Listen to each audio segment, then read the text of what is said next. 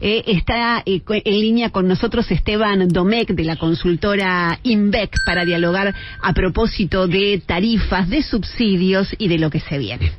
Bueno, nosotros preferíamos hablar de música, pero para esos temas lo dejamos a Esteban, entonces, no mejor. ¿Cómo anda, mi estimado? Buen día.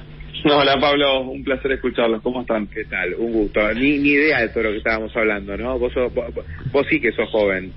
No, pero yo nací con Rocky, así que sí, la música que tenían esas películas, impresionante. Está muy bien. Bueno, vamos a hablar de otro tipo de música, que es la música de los subsidios y las tarifas.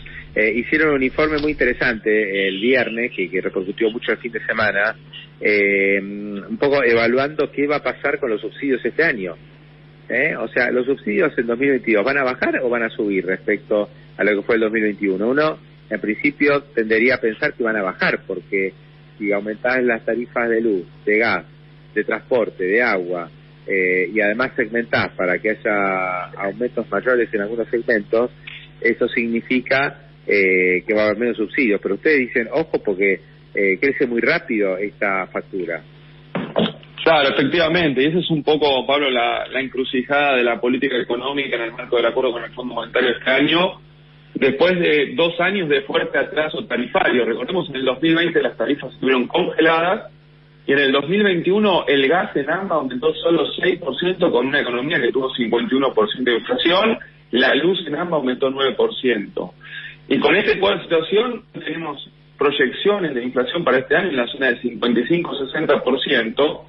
Los aumentos que de alguna manera anticiparon del 20% para todos los usuarios de AMBA, al margen de los que vienen por la parte de segmentación, dan cuenta de una cuenta de subsidios que probablemente no se achique, sino que sea grande, y todo esto combinado en un escenario internacional de fuerte aumento de los precios de los combustibles. Entonces acá tenemos un efecto pinza, digamos, un efecto encrucijada muy importante que tiene que ver con el déficit fiscal, la velocidad que se requiere de corrección de esto, donde el principal tema a atender son los subsidios, y por otro lado una economía que sigue inflacionando muy fuerte.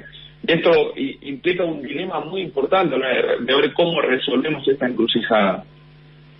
Sí, lo que está claro es que si no vas a fondo, los subsidios van a seguir aumentando. Por más que tomes medidas, si te quedas corto, obviamente los subsidios van a seguir representando cada vez un porcentaje mayor del Producto Bruto. Efectivamente, y por otro lado, si te quedas corto también, esta economía va a seguir inflacionando mucho más. ¿Por qué? Porque el principal problema hoy de las cuentas públicas es un déficit que no podemos financiar. ¿Por qué? Porque no tenemos reservas, porque no tenemos crédito y no tenemos moneda, y estamos ante un proceso inflacionario que en los últimos años ha venido un fuerte aumento. El año pasado, congelando las tarifas, pisando el dólar, reprimiendo muchos precios relativos, terminamos con 51% de inflación. Entonces, como vos tenés un problema fiscal no resuelto, cualquier intento de seguir conviviendo con un congelamiento tarifario, en un intento de contener el poder adquisitivo de los ingresos, de los asalariados, de las jubilaciones y demás, te va a pasar factura con mayor inflación, porque en definitiva va a implicar darle mucho más a la emisión monetaria. Por eso esto es un dilema difícil de resolver, pero no, para que la gente entienda atrás qué es lo que se esconde. Bueno, el toqueteo de precios relativos de la economía, en un intento de generar ingresos artificiales en el poder adquisitivo. Y voy a poner un solo ejemplo. En los 90, probablemente en la mayoría de las casas de cada uno de nosotros, yo me acuerdo que estábamos obligados a pagar la luz. Digamos, ¿por qué? Porque en una factura, vamos a poner un ejemplo, de 300 kilowatts, a plata de hoy una factura de luz de 2.700 pesos. Al año 2015, esa factura de 2.700 estábamos pagando solo 200 pesos, en un atraso de casi el 90%.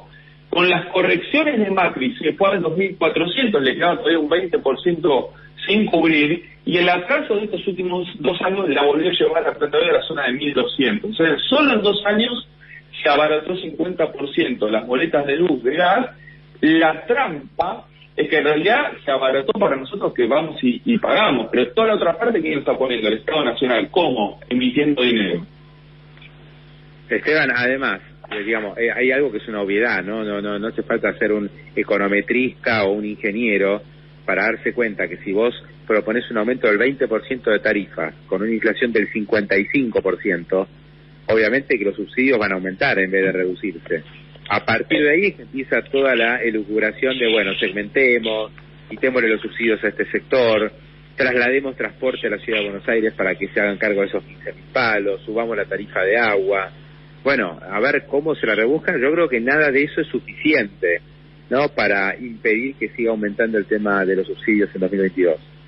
Claro, y ahí el efecto pinza, porque como bien decís, la economía va a inflacionar, supongamos en un escenario optimista, 50%, algunos ya estamos viendo el 55-60%.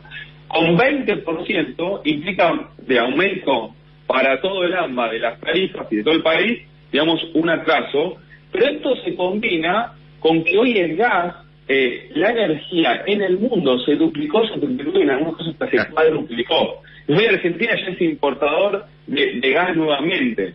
Entonces, por un lado estás tasando las tarifas en pesos, por otro lado el costo de generación eléctrica te está aumentando en dólares por el otro lado.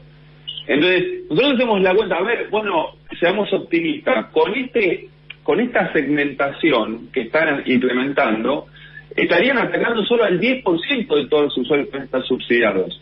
E incluso en un escenario donde se quiten el 100% de los subsidios a este 10%, que implicaría casi que se tripliquen o se cuadrupliquen las boletas, aún así los subsidios seguirían creciendo casi 3.000 millones de dólares.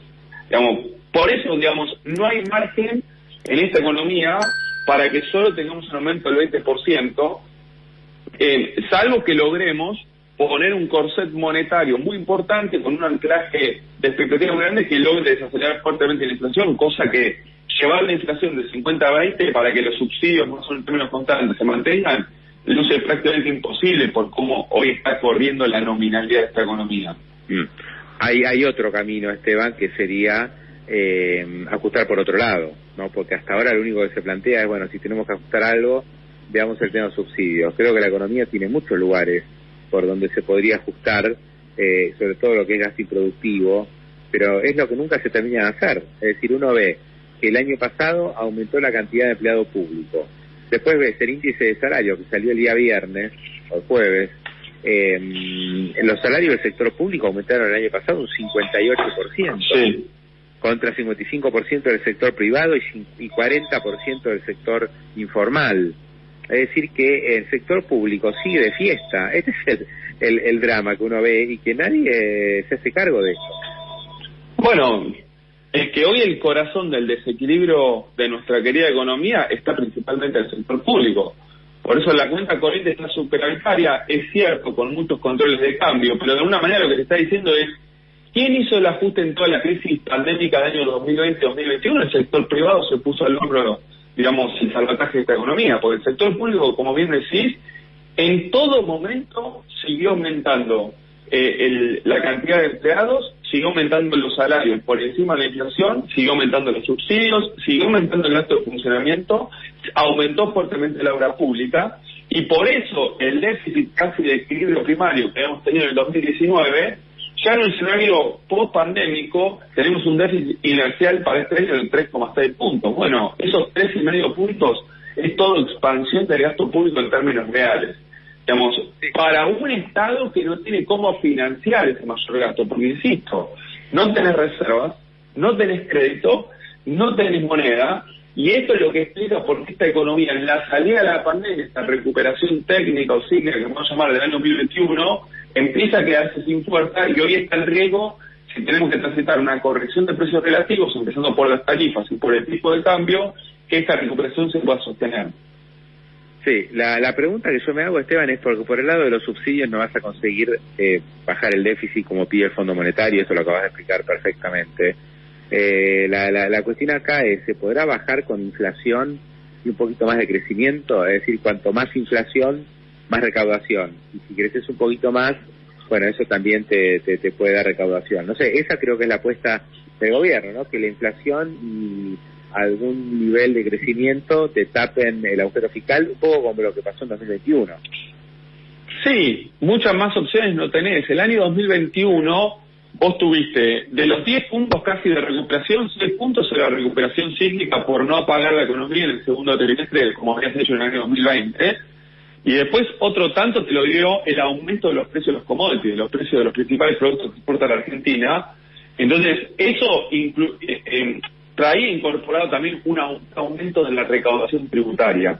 ¿Por qué creció fuerte la recaudación? Por mayor inflación, por mayores precios de commodities, por aporte solidario y algo menor por el tema de la regulación.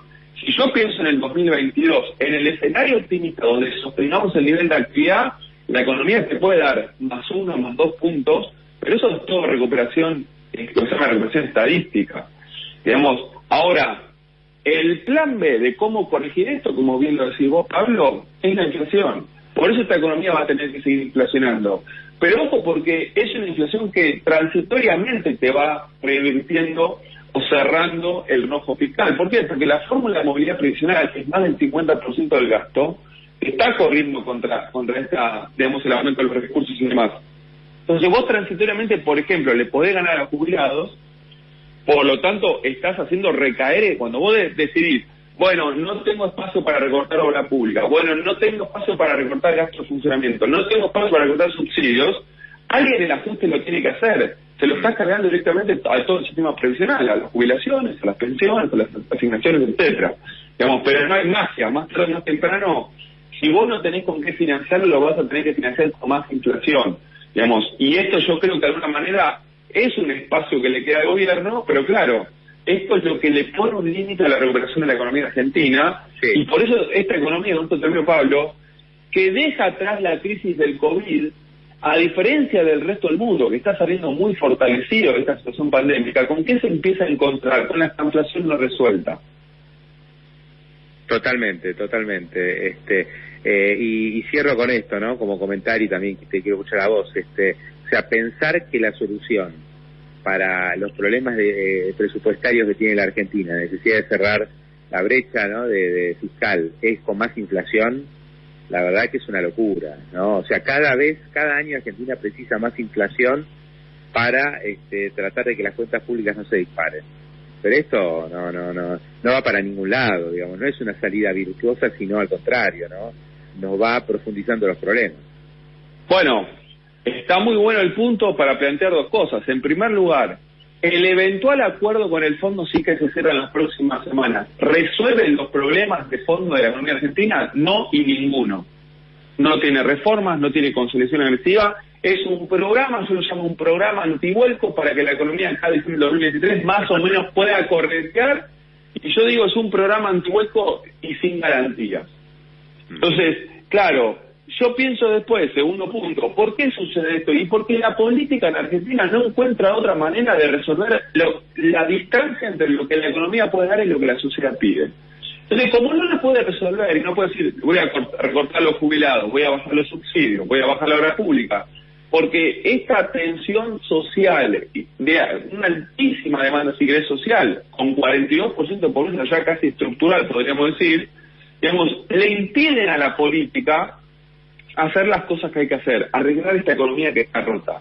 Entonces, se entregan a que esto se resuelva con una economía que sigue inflacionando cada vez más. Como que eligen, lo que para ellos entienden que es un mal menor, lamentablemente, desde mi punto de vista, esto lo único que hace es dilatar y agudizar esta agonía estanflacionaria. La economía argentina ya tiene un PIB per cápita de 15 puntos abajo de hace 10 años. Y recuperar ese nivel de actividad, de riqueza, para mejorar los indicadores socioeconómicos, reducir la pobreza, nos puede llevar 5 o 7 años por lo menos. Ahora, si esta estrategia económica, en acuerdo con el fondo, decir, listo, esto es un plan antihuelco, bueno, vamos a tener que esperar al próximo gobierno para que tome medidas de fondo y empezar a arreglar los verdaderos problemas que tiene la economía. Esteban, te mando un gran abrazo, gracias.